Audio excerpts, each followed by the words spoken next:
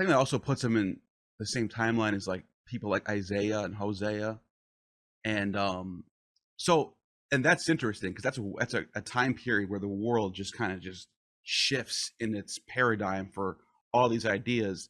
But my question is before we continue is why do people think that he's born in 1500 BC? What is it? Where did that even come from? Do you know? Yeah, linguistics alone. And so let me say one other thing about this.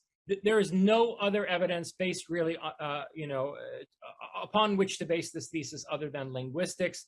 In other words, the fact that the idiom of the Gathas is So it's very ancient. similar to Rig Vedic Sanskrit. Okay, but look at Latin. Yeah.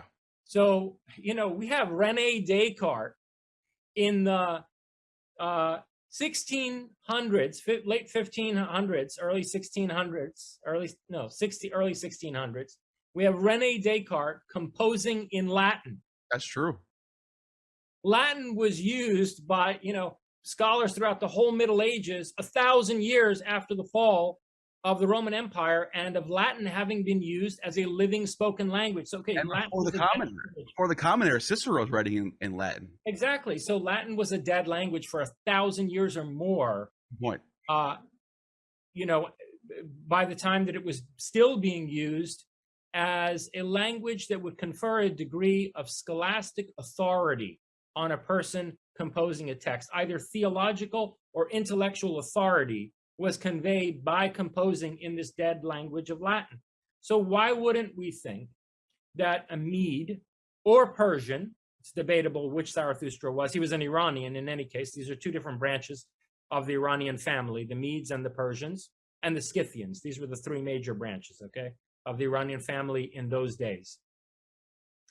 So why would we not think that a Mede or a Persian might use this dead language, which was the language of the Magi, and of the Rig Vedic priests, to confer authority upon the text that he was composing? Whereas it wasn't his spoken living language. For all we know, the guy spoke Persian. Good point. Yeah, that makes a lot of sense. Okay. So now that now we're in the time period, we sort of understand the context, and let's go from there. What stems from this sort of age of Zarathustra? Right. So his message is absolutely revolutionary. To understand that, we need to just take a quick look again, or have a refresher, because your audience, I'm sure, is largely familiar with this. But let's just have a refresher of the basics of Greek theology, ancient Greek theology, and how it lines up with the other end of the Indo-European spectrum, namely Vedic theology. So one thing that the Greeks and their Eastern brothers still agreed on round about 600 BC was that the beings worthy of worship are these gods, right? The Greeks, worship these Olympian gods, and in the Vedic pantheon, you have their analog in terms of the Devas, led by Indra, and Indra is Zeus. Right. Okay, it's a very direct. Dies Pater is it? Dies Pater is Indra.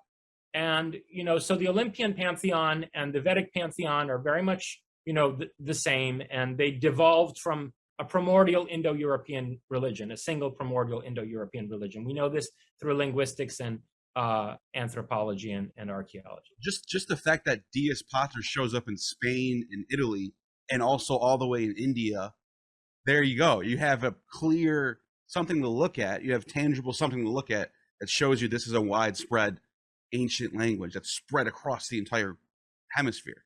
Yeah, he's a thunderbolt wielding sky father, warlord deity. That's Indra or Zeus. And he leads this pantheon, okay? And there are these sacrificial priests who are orienting all of human worship toward this pantheon, and humanity has this subservient, not to say servile, relationship to these gods who are extremely tyrannical and capricious and, frankly, at times sadistic. And this is true both in, Greek religion and ancient Vedic religion.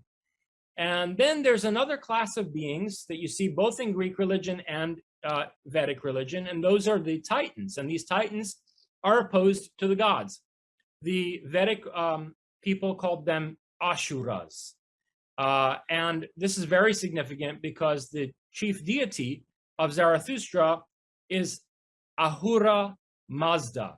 And Ahura, just like, Gita and Gatha, Ahura is the Iranian cognate of the Vedic Ashura. So Ahura Mazda, Mazda means wisdom. Ahura Mazda is the Titan or the Ashura of wisdom.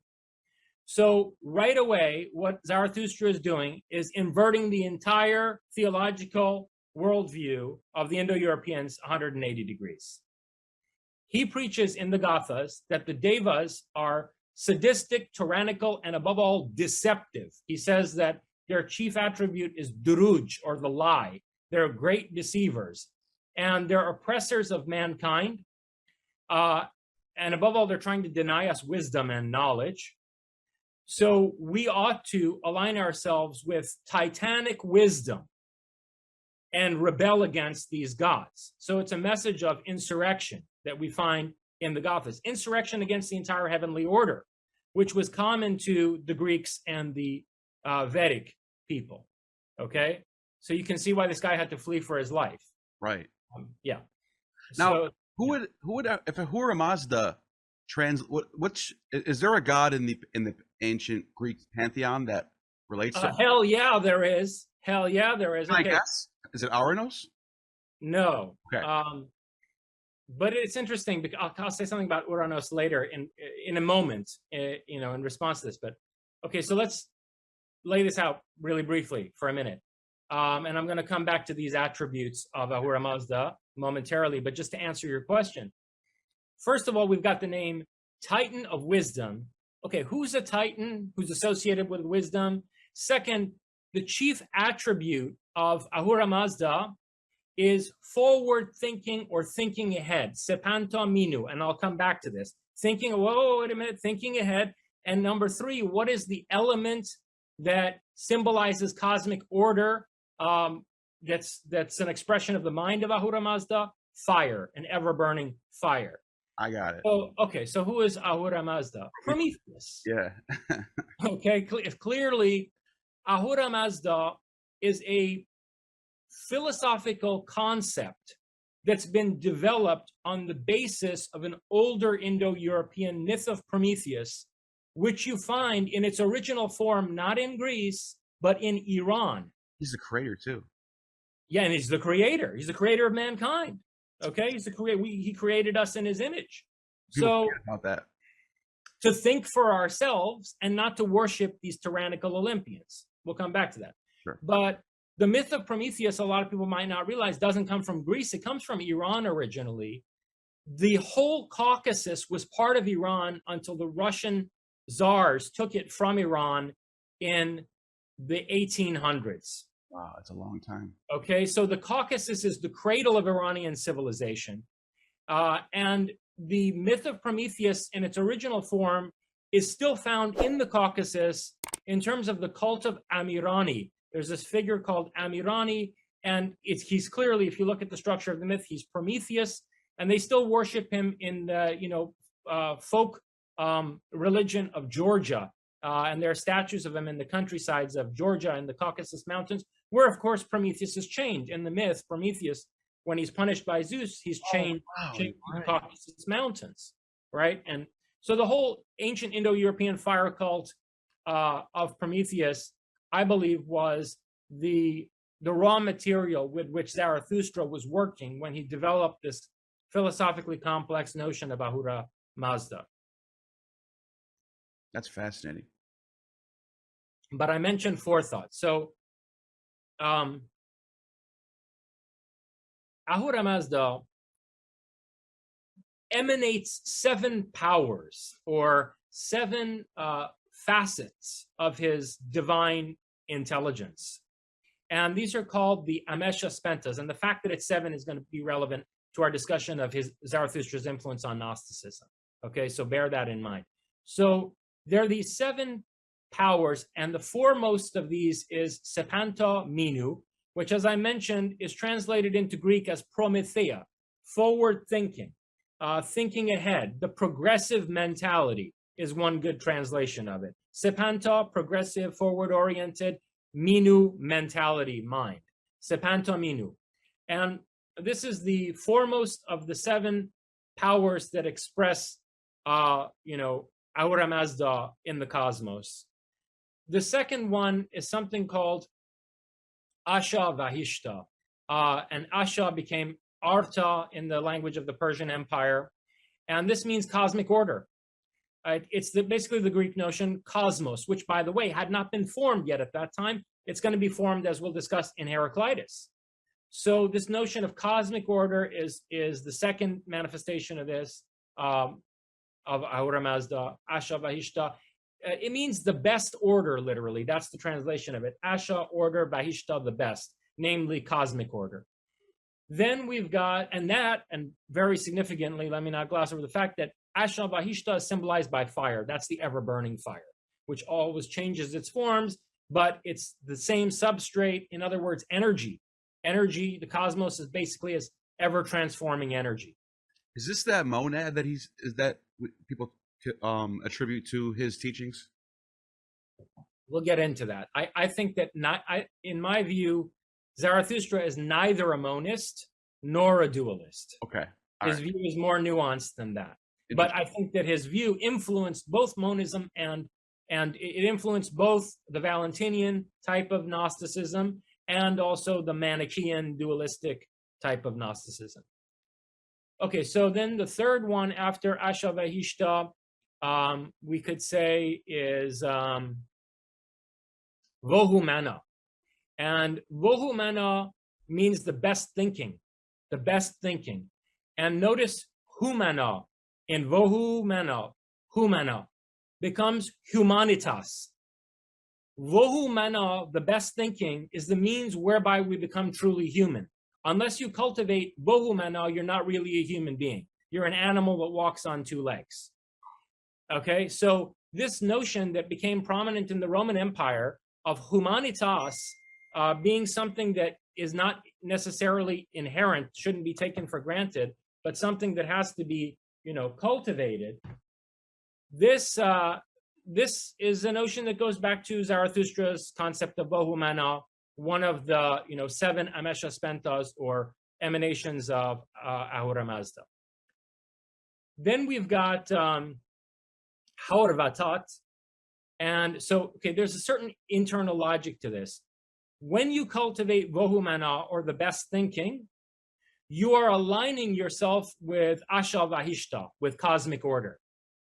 And when you align yourself with cosmic order through the best thinking, then you also wind up becoming a vehicle or channel for the progressive force in the cosmos, namely Sepantaminu. This progressive mentality starts to become the dominant spirit of your life as you align yourself with cosmic order through the best thinking. That's how Spentaminu, Asha Vahishta, and Vohumana are connected. And then when you start to come into this alignment through the cultivation of, your human potential for rationality, and intellection, then you attain a series of other attributes. One of them is Haurvatat, which means wholeness. Wholeness in the sense that the word health used to mean, to be hale or whole. And this kind of wholeness was symbolized by water in, early Zoroastrianism, which I think is where the baptism idea comes from in Christianity. This baptism, submersion in water as a symbol of conferring wholeness upon a person. Then another attribute that follows from cultivating the best thinking is Ameratat, which is often translated as immortality. And people connect this to like the Taoist notion of longevity. But actually the word Ameratat means deathlessness. Meratat, mer is like a cognate of, mort in French, or, it's our word for mortality. You can see how it, meratat, mortality, right? So it's a meratat, a mortality, deathlessness. Immortal. Immortal, right? But it could just mean like vitality. Right.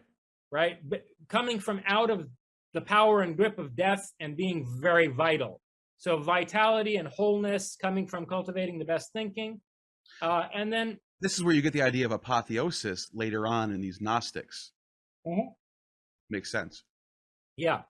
And then you have spenta armaiti, which is tranquility, serenity, poise, kind of, deep grace and groundedness.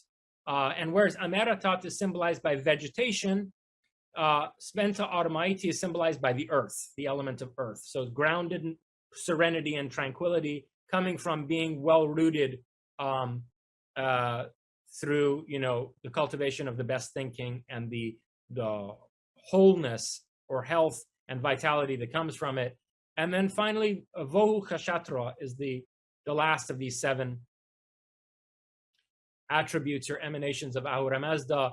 And that means the best dominion, or the ideal governance, or, the most righteous form of rule.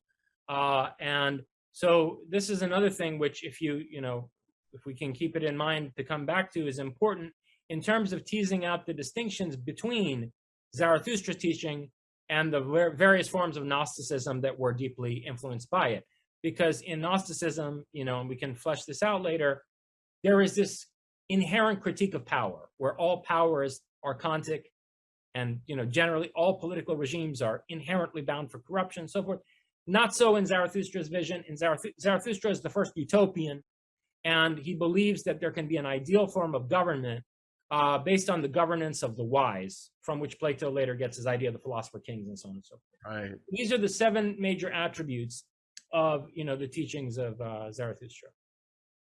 But there's other points I want to get to that we find in the Gathas as well. But just if you want to have any reflections and commentary on that before we continue. Let's see. So yeah, so he's spreading these ideas, and how do we get from that to having like separate different types forms of Gnosticism that spread as far as Greece? Like, how do these ideas get fleshed out? Yeah, okay. So before we head to the influence on, and let me just lay out a few other important points, okay? Because they're going to be vital to the impact of Zarathustra's thinking on Gnosticism. One is that there's a counterforce to, I was about to say to Ahura Mazda, because this is how the Gnostics interpret this counterforce. But really, it's a counterforce to Sepanta Minu, to this, the 7th power, or the main attribute of Ahura Mazda, and that counterforce is called Angra Minu. So you have Sepanta Minu and Angra Minu, and this Angra Minu is later contracted linguistically to Ahriman. Right. So Angra Minu literally means the constricted, constrained mentality. Angera, gera in Persian means knotted up, like,